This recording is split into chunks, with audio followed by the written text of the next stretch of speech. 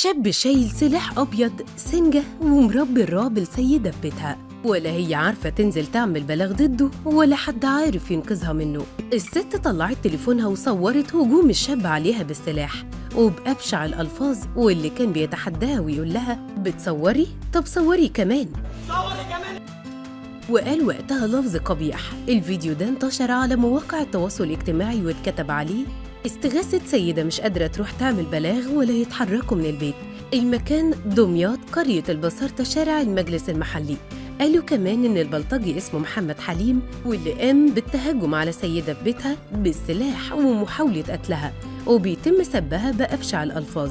وطبعاً الأجهزة الأمنية ما قصرتش ووضعت حد للبلطجي ده في استجابة سريعة لإنقاذ السيدة. وأعلنت الأجهزة الأمنية بوزارة الداخلية إنه بالفحص تبين عدم ورود أي بلاغات في هذا الشأن، وأمكن تحديد وضبط الشخص الظاهر بمقطع الفيديو، عامل مقيم بدايرة مركز شرطة دمياط، وبحوزته السلاح الأبيض المستخدم في ارتكاب الواقعة.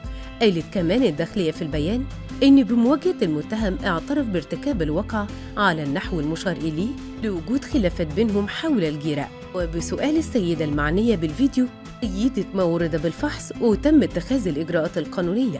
ودي رسالة لكل حد بيبلطج على المواطنين إن في دولة وفي قانون، ودي هتكون نهايته بين إيدين رجال الأمن.